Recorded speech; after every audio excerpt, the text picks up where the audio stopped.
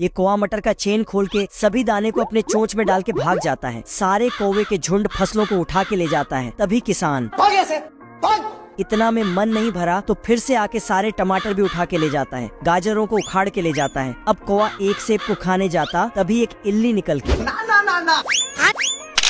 जय हिंद दोस्तों। कौवा के झुंड पेड़ को ही उठा के ले जाता है। तो किसान गुस्से से सभी कौवा पे धड़ाधड़ गोली चलाने लगता है, जिससे सारे सेब इसके ऊपर गिर जाता है। साले को छोड़ूंगा नहीं। अब किसान कौवा के भागने के लिए स्केयर क्रो की नौकरी का बैनर लगा देता है। तभी 2 स्केयर क्रो वहाँ से गुजर रहा था, तो दोनों स्केयर क्रो किसान से सैलरी पता करने जाते हैं। तभी ये कौवा चुपके से उनके बातें सुनने लगते हैं।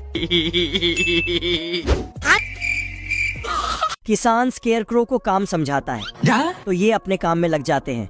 खराब हो जाएगा, मैं अम्मा बहन पे आ जाऊंगा मैं इनकी। तभी ये कौवा इसके सामने आके इसे ही चिढ़ाने लगता है। स्केयर क्रो कौवा को डराता है, लेकिन उल्टा कौवा ही इसका बैंड बजा देता है।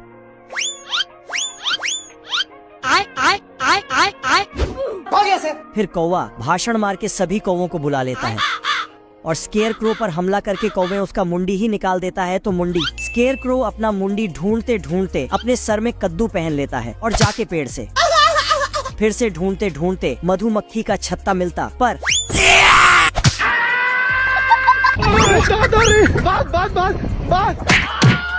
आखिरकार मुंडी मिल ही जाता। लेकिन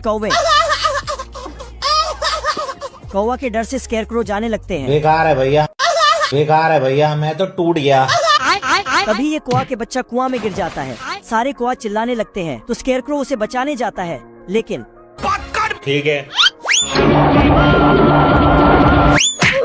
स्केयर क्रो अपने दोस्त को पकड़ता है, तो ये भी कुआं में गिर जाता है। तभी कौवा के बच्चे बाहर आ जाता है। देवा देवा देवा, तो ये कौवे फूट फूट कर रोने लगते हैं। मैं तो राम ही समझता था, तो राम निकला रे, देव मानुस निकला। स्केयर क्रो कुआं से बाहर आके बोलता है, ओ भाई ये क्या है? और जाने लगता है। तो कौवे इस रोक के कहता है, हाँ भाई सुनना, पीछे देख। कौवे सारे फसल वापस कर देता है, चलो। फिर वहाँ से चला जाता है, जिसके बाद किसान स्केयर क्रो को उनका सैलरी दे देता है। फिर मौसम तो ऐसा लग रहा है दिल गार्डन गार्डन हो रहा है। ये काली बतख जा रही थी, तभी बतख मुर्गी का अंडा समझ के ले जाती है और मुर्गी के घोंसले में लाकर रख देती है।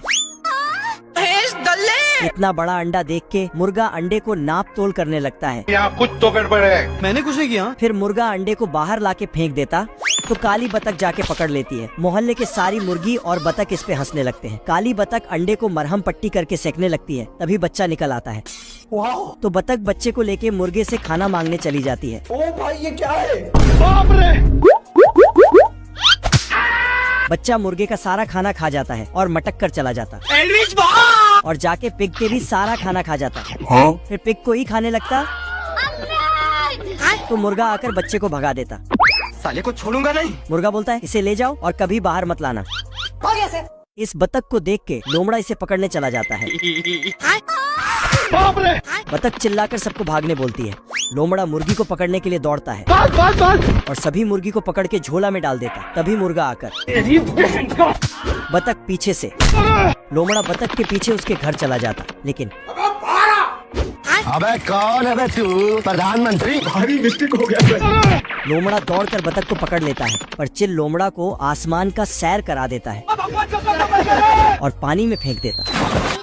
फिर मोहल्ले के सारे मुर्गा मुर्गी बतख और चिल को शुक्रिया बोलते हैं।